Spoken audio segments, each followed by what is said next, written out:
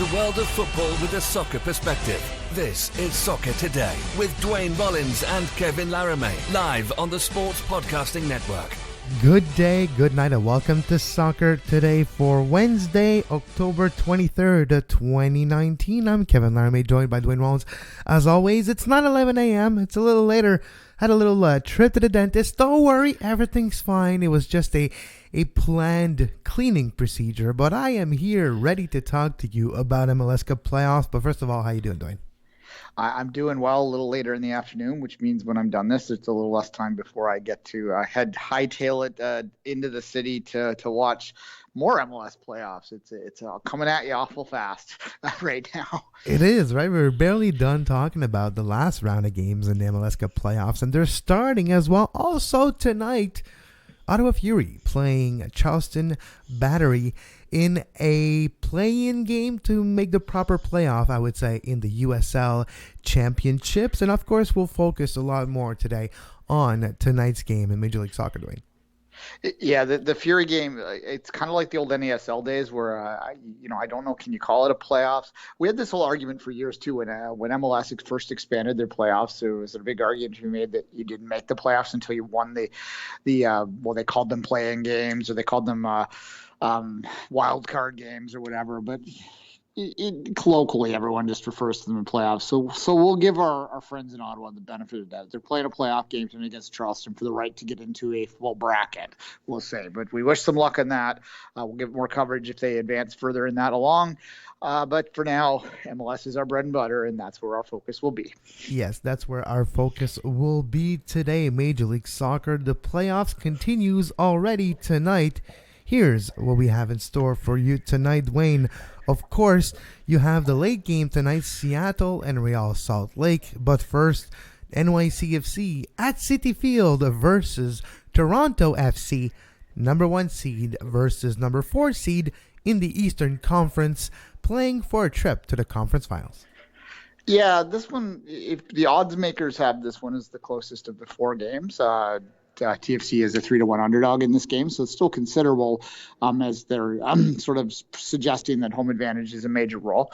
The Citi Field situation, if anyone who's seen the photos are floating around, the setup for Citi Field is very similar to Yankee Stadium. Some people argue that it's a little bit nicer, but it's a few yards bigger. Like, I don't know how much precisely, but it's a little bit wider and a little bit longer, but more on the wide side. So that's where the big difference we will see tonight is the width. It's a bit bigger. You'll notice that very, very, it's going to be noticeable. I mean, when you look at the 18-yard box versus the sideline, it'll be a bit bigger tonight. Yeah, I heard 70 meters is the distance I heard wide, which is still pretty narrow. But yeah, 64 is NYCFC, and 90-something is normal pitch. So yeah, give or take. A pitch like Wembley would be 200 by 100. So it would fit inside that quite easily. Yeah. So and I watched games at York Nine all year, which the pitch was even narrower than it is at NYCFC at Yankee Stadium. But nonetheless, it is an interesting sort of dynamic, and NYCFC did, I think, figure out how to play on the smaller pitch all year. So this one still remains small, and they're going to be able to sort of focus on that. Will be interesting to see how these two teams line up, and will be interesting to see what TFC's injury situation is. This is the biggest question heading into this. We saw not only did we have Omar Gonzalez, who failed his fitness test just before kickoff on Saturday, did not play in the game there. They're calling him a game time decision. Most people around the club think that he probably will play. Jozy Altidore is the bigger mystery, and I think a lot of people thought that he'd be ready to go for the playoff. The fact that he didn't play in the DC game suggests to many anyway, that perhaps he's not close to ready. Well, he wasn't in the 18 that day, so he clearly wasn't ready. Is he going to be ready tonight? That's the question. I think he'll be on the bench, but it'll be, at this point in the playoffs, I think you put a guy like Jozy Altidore on the bench, even if he isn't ready to go, you give up that spot just as a decoy. As a threat? Just as a deterrent. That would be the true name for it. The Jozy Altidore deterrent. Yeah, look, and it's fair strategy too, because they're going to be very cagey about this. If he can warm up, he will be on the bench, is what I'll say. Even if he can fake it enough in the warm up, so they're just not sure what to do with him, and they will. I'd be very surprised if he starts the game, because I think if you're Toronto, We just lost Duane. Duane, are you there? I think that, you're going to need him to win. Okay, you're back. You're here. Sorry. Am I back? Yep, you're back. Yeah, sorry. I had a call come in while I was trying to talk is what happened there. So what I was saying is that if you're Toronto FC, what you're going to want to do is you're going to try and maximize what Jozy you have, and they will probably start him on the bench, I suspect. And if they need a goal late in the game, then yeah, you're gonna throw the old broken horse out there and see what happens. But if they lead that game late, I suspect they will hold off on putting him on as long as possible with the weekend in mind, right? But NYCFC had a decent, they were on 70+ point pace following the their slow start to the season. So this is no slouch of a team that they're playing tonight, and they're deservedly the favorites. Yep, and of course the next round of games will be Tuesday and Thursday next week, so you do have a little bit more time to recuperate heading into the conference finals if it's Toronto FC, if it's NYCFC. But let's take a deep dive into both teams tactically speaking. Duane, when you look at NYCFC, they're playing at home-ish. It's not home. It's not an environment they're used to. It's close to it, though, and it'll be very unfamiliar environment for Toronto FC. That's an intangible. I cannot quantify it, so I'm not going to necessarily put a lot of stock into it until we see it tonight. What's important is the players on the pitch for me. When you look at NYCFC's roster and the rise of a certain players and the way they finished the season, how would you, as Toronto FC, set up tonight? How would you tactically set yourself up to have a success in a one-off game? Well, again, it depends, not to belabor this point, but it just depends on the health. You would hope that Gonzalez is ready to go. He has been a very significant difference maker in TFC's defensive backline since he came in. They reduced their goals per game against by almost half a goal per game with Gonzalez in the lineup. So that will give you some confidence. Now, this is a narrow pitch, as we said. So are you going to use your wingers? Probably not. You're probably going to see a Delgado take another role out there. Azario with his brace in the last game is probably going to roll out and play a significant role as well. If you don't have Jozy, then you're going to have to find a different way to find the goals. And Pozuelo was your natural choice, probably in the false nine role that he played on the weekend as well. I mean, if you look at how Pozuelo set up against DC, I mean, false nines where he would have, how you can best define it, but it was almost a rover role where he was just going wherever he could. Yeah, it was going pretty much where I could find space. That would be. Yeah, I figured. So I continued your sentence. But Pozuelo as a free electron type of a midfielder could be danger for NYCFC. Right? Sorry, say that again. I'm having trouble with someone trying to call me. All right. So on that note, looking at NYCFC's strength, it will be an interesting aspect. Looking at how they will take advantage of the presence of Omar Gonzalez. Omar Gonzalez has been, aerially speaking, the best player TFC has had over the last month and a half. And when he's not playing, you do see a big difference in how Toronto handles balls played into the box. In a, of course, narrow pitch, we're hoping, or at least I'm expecting to see a lot of balls being whipped into the box from pretty much anywhere. And the presence of Omar Gonzalez, for me, is key. And it's hard to handicap both teams without knowing if Omar Gonzalez will be starting tonight. But again, like you were saying, he was a game-time decision literally last week, and it was a very close call. It all started at the warm-up. I think he will play tonight. Yeah, he tweaked something in training is what happened, and they made a decision. Gonzalez himself told reporters that he wanted to play and was ready to play, and that he was held out. Now, look, it's so hard to get any sort of handle on what injuries are in a playoff situation because teams are going to be so cagey about it, right? I mean, Jozy, for all we know, could be playing on one leg right now because, hell, he played the entire MLS Cup Playoffs in 2017 on one leg, basically. But they're going to never tell us that until after the fact. And Gonzalez is a similar way. But that said, by the sound of it, this was a very much like if you push this, you could be out for 6 months kind of situation. So let's rest it and see if we can get through this game, because they felt they had enough to get past DC. But New York provides a completely different challenge for TFC, and they're going to need him for sure. New York doesn't have a superstar. They have a lot of really good players, but they don't really have a superstar and a game-changing player. And that is the one, if you're going to put a handicap on NYCFC's chances to win MLS Cup, and for the record, both Kevin and I picked them to win MLS Cup. That's true. That's going to be the question you're going to have. Is this, offense by committee kind of situation enough, or do you need your own Zlatan, basically, hopefully without the baggage. without the negativity. But it's interesting, and there's players that have raised their game throughout the season, right? Mitricha is one example, and we have seen Morales, of course, like it's one of the best players in the league. So those two together have really helped NYCFC, but it does not rest on their shoulders. And if you're looking at NYCFC, what is their key to victory versus Toronto FC? You mentioned Mitrita. Mitrita has been the closest they've had to a game changer. He was kind of a no-name DP when he came in, but he's delivered. He's been very solid this year. I think that they need to play. They play a style that's very much relies on their movement off the ball.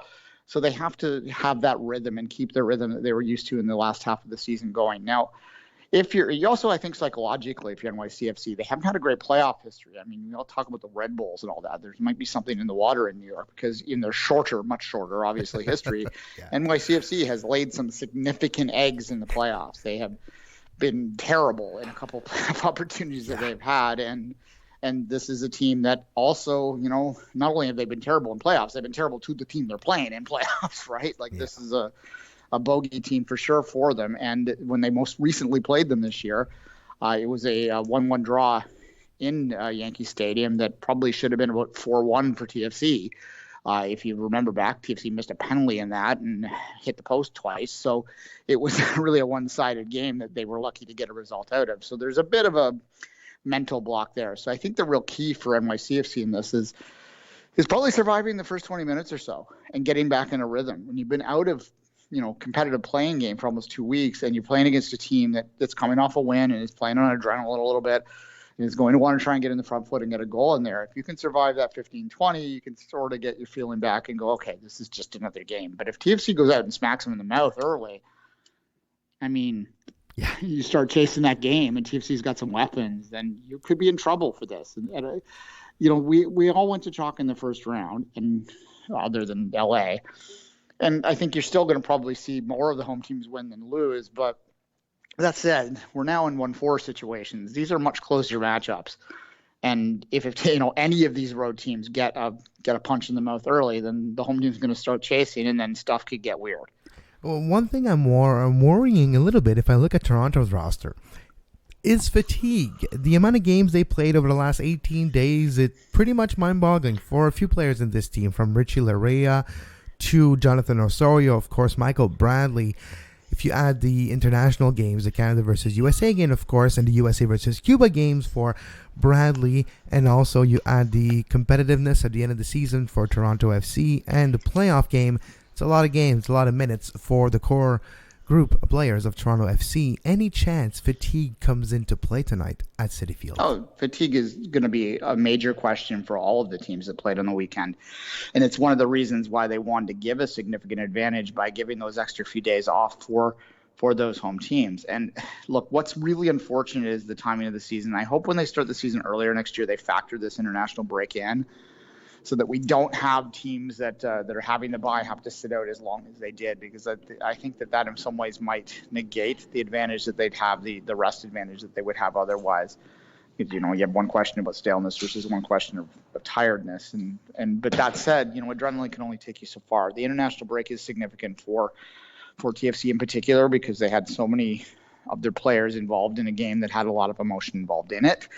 Well, at least it did for one of the teams. At least on one side.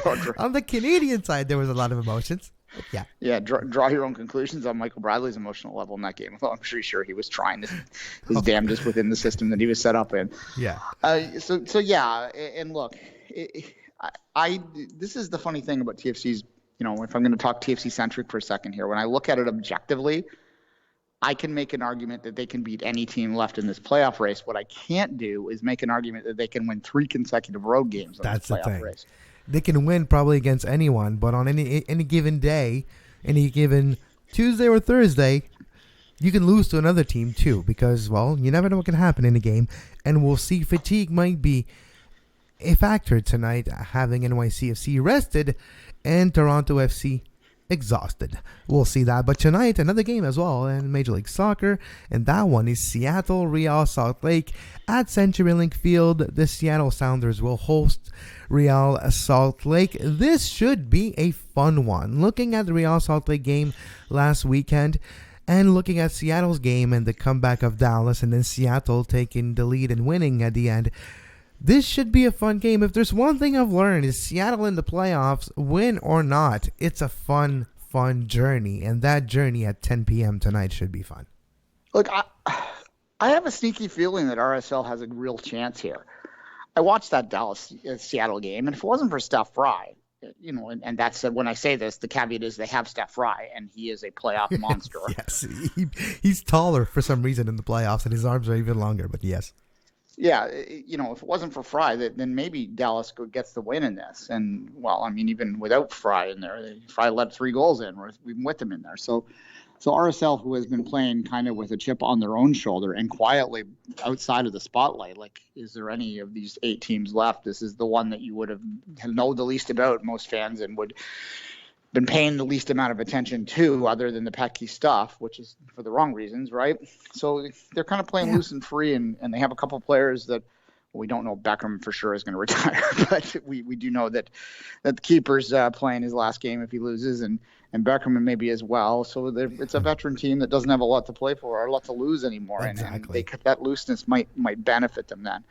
It's also the game, unlike the previous game we talked about, this one doesn't have a rest advantage for one of the 2 teams. Yep. It has a travel advantage, but it wasn't a long trip. No, it wasn't that bad. RSL to Seattle it's nothing compared to, I don't know, Vancouver or Montreal or any other similar travel path. They would have had to connect through Colorado, probably through Denver, I suspect. But yeah, it wouldn't be that tough of a LA. Maybe wouldn't have been that tough of a trip. Didn't hear anyone complaining on Twitter about the travel, so it couldn't have been any problem. So good. At least in the playoffs, it's not about charters or not. At least that is resolved.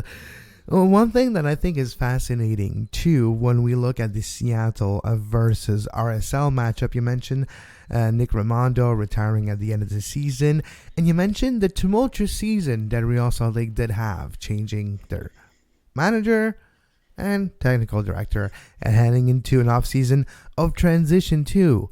This team is a wounded animal, and a wounded animal is not worried about what might happen. It doesn't have the pressure of results. It's just trying to survive. But when you're just trying to survive, sometimes you play with a little edge. You play with a little more. And sometimes it's enough, and it makes a difference. So I don't disagree with you. Tonight, we might see Real Salt Lake pulling off an upset. My bracket does not say so. My bracket favored Seattle tonight. But, you never know. Real Salt Lake might have it in them to have a result at the clink. Well, just as I said with Toronto a second ago, these are all matchups. Like, it was hard to make an argument realistically, other than Bruce Arena good, that New England was going to beat Atlanta last round. We still tried. People try, and you try and convince yourself of that, and it's not as hard as it would be in another league, but it certainly is more difficult than in these particular matchups, where you can, in any case, like I put a bet out this morning where I will win $7,500 if I hit all the upsets. It's not going to happen, but you never know. You never. It's for $10 is $10. I mean, I spent $10 on Dumber, so there you go. So I spent $10 on Dumber probably today. Now look, in the last 2 hours, but no, we agree. No, I'm just kidding. But no, it's totally right. It's a valid bet, and you never know what's going to happen. Yeah, and look, the point is, any one of those games could easily go the side of the visiting team. I suspect 3 of 4 will probably go home, to be honest with you. But sometimes in MLS, the least logical thing is what happens, and this might be the case here, and you could be looking at RSL, in the final against one of the LA teams, which we'll talk about tomorrow in detail, the El Tráfico, and we're going to, we have Alicia coming on the show, so we'll talk, we'll have an interview about it. We'll give it the focus that everyone wants to give it. I am starting to almost get my own fatigue on the game, but I do recognize that there's a lot of intrigue to it. The games that delivered, though. If you look at the hype or surrounding games of Major League Soccer this year, both times we've seen LA and LA Galaxy face off. There was a lot of hype, but it delivered. And I think it's going to deliver tomorrow night too. But we'll talk about those tomorrow with Alicia Rodriguez of MLSsoccer.com tomorrow at 11 a.m. for sure tomorrow. And Atlanta, Philly tomorrow as well. But tonight, NYCFC, Toronto FC at 7 p.m. Eastern Time. And Seattle Sounders, Real Salt Lake, 10 p.m. 7 Pacific tonight.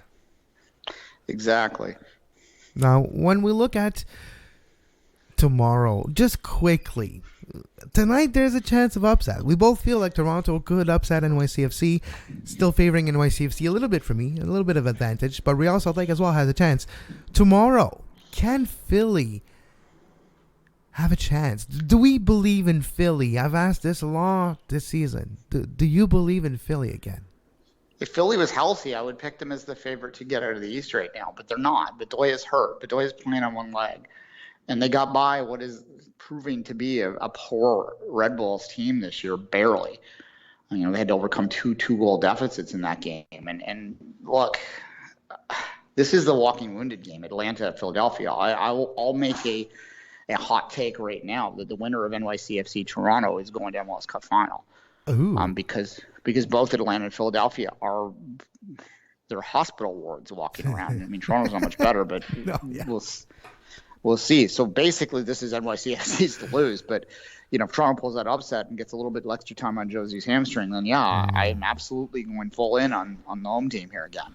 Because forget it until they get to the final. Then we'll talk again then. But we'll see.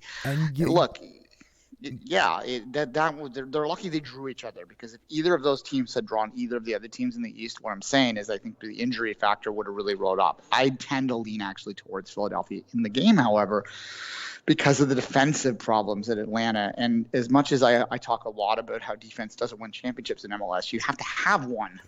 You can't let the other team walk over you. You're not going to win an MLS Cup with a defense, but you're not going to win it without one either. There's a certain middle ground in there somewhere. Yeah, precisely. So that's kind of where I go there. The game is intriguing for that very reason. And look, I have trouble seeing how in a week, because especially in Atlanta's case, with those two injuries to two significant defenders on that team, neither one of them is going to be back by the time they come around. And then the other part of it too, the injuries with LAFC tomorrow, Walker Zimmerman and Mark Anthony Kaye. I mean, they were making the argument on Extra Time that maybe MAK was better suited, or maybe MAK struggles against the Galaxy for some reason. Well, perhaps he does, but the whole damn team does. It's not because the LA Galaxy has recognized that Mark Anthony Kaye is a key to the way LAFC plays, and if you stop and put two people on key moments on MAK, you're actually going to stop the momentum. You're going to stop the ball from transitioning from midfield to the attack, and they found ways to intercept and find opportunities there for LA Galaxy. But we'll see the lack of Mark Anthony Kaye with Walker Zimmerman together. Is it too much to overcome? That's the question that I have to mull over before I make my prediction tomorrow. Yeah, and we have a day. And MAK may be okay. They were talking about him as a game time decision as well, which is surprising considering the injury we both saw with our eyes in Toronto last week, right? Yeah, which is coming on to 2 weeks. Well, I guess it's one. It seems like 2 years ago now. But how was it? 8 days ago? It was last Tuesday, so it's 8 days ago now. 8 days ago now. So yeah, that's a pretty quick recovery. But I guess maybe, they're shutting him down for 3 months after the season anyway. So perhaps that's the way they're looking at that, which a lot of teams look at. If you're the Canadian men's national team, you may not like the fact that they might be pushing his injury a little bit more, because I have a lot more confidence that he'll be ready for November. But November 15th, we need him in Orlando. But for tonight, for today, let's finish the show by wetting our feet just a little bit, just twice, NYCFC, Toronto FC. What's your prediction, Duane? Your updated daily prediction today. Different if it is than your bracket, but today, what's your prediction for NYCFC Toronto tonight? I mean, I want to say ask me after 20 minutes into the game. I'm not going to go against what I said before the preview started, the playoffs started. So I did pick NYCFC to win this game. Not much has changed since then. I do think that they're the better team. I don't think they're much better, but I do think they are better than TFC this year. And I the question that we'll be having after that is what this means for TFC moving forward. But look, I am picking NYCFC, but the caveat to that is if Jozy is healthy, that's one caveat. If Toronto gets an early goal, that's the second caveat. This is the closest game in my mind, though. I have a much easier time picking the other three games. I think NYCFC has at least a run in them with this group of players, and I think it's going to happen. And tonight, NYCFC is going to be the winner, and that's my prediction that I continue to go with as well. But again, like you, Omar Gonzalez, if he plays, if Jozy is healthy, you never know. Seattle RSL, your prediction. Well, I kind of hinted at it, and this is a hunch more than it is anything based on logic. I just don't totally believe right now that Seattle is firing on all cylinders. I mean, Jordan Moore's hat trick and all that, but they're playing Dallas, which I think was the weakest team in the playoffs, and they still allowed 3 goals. And if it wasn't for a good keeping performance, they would have been eliminated. So I'm going to go RSL with the upset here. I think this is the upset out of the 3, which is, hinting at what my predictions tomorrow are going to be. Yeah. But we'll see if I change my mind in 24 hours. Exactly. You got 24 hours. Jordan Morris, the 2019 Major League Soccer Comeback Player of the Year as well. Bob Bradley is Coach of the Year. Those are the most recent announcement made by Major League Soccer for the awards for the regular season. So that's interesting. Bob Bradley, LAFC's manager. We kind of figured he was going to get Coach of the Year when you have the best season in history. And that was a bit predictable. But Jordan Morris, congratulations, and MLS Comeback Player of the Year. He did have a big injury, and oftentimes coming back from injury will get you the votes for Comeback Player of the Year. Yeah, that's how you get a. The one I don't like to talk about awards a lot because they kind of bore me a little bit, but I think it is interesting that in MLS's case, this is the only league that I follow closely that they tend to do this with. The Coach of the Year just tends to be the coach of the best team, whereas most leagues they get cute. It's like what team came back the most, like the NHL. It's true. In the NHL, like to being the coach of the best team in the NHL, you have no chance of winning the Jack Adams. It's called the Jack Adams. Yeah. you got to be a team that didn't make the playoffs the year before that made the playoffs that year and didn't expect to. Like if the Montreal, Florida Panthers or something. Yeah, it's true, and that's the big difference. But again, it's just interesting. We'll have more of those in the coming days when they continue to announce. Well, and of course, but the MVP is not much of a debate this year. We all know where that's Carlos going, right? Vela. Like if it's not Carlos Vela, like come on. If it's not Vela, who is it? Then you start to get cute, and then it gets complicated. But again, I want to thank Duane for his patience today while I was at the dentist. And Duane actually recorded an interview that you'll find on the Two Solitude Soccer podcast later with Steve Milton, journalist from the Hamilton Spectator, talking about the Canadian Premier League final. We'll have a few bonus material for the Canadian Premier League final that will take place this weekend and the weekend after. Make sure you become a Patreon at patreon.com/sportspodcasting network. A lot of great things are coming to our Patreon over the next month, but you can start right away by becoming a $2 tier member. You'll have the Two Solitude Soccer podcast as a bonus. Well, that's why it's called the Two Solitudes tier, you'll say, but yes. And you'll get, according to Duane, a great interview with Steve Milton and more in the next few days on our premium feed for our premium podcast. On that note, you can follow Duane on social media at 24th Minute, myself at Kev Laramee. We'll be back tomorrow at 11 a.m. Eastern Time, 8 a.m. Pacific, with Alicia Rodriguez to talk about El Tráfico and the playoffs in Major League Soccer. And until then, as always, have a great soccer. You can find the podcast version of all the shows we do on iTunes, Apple Podcast, Google Play Store, TuneIn Radio, iHeartRadio, and anywhere you get your podcast.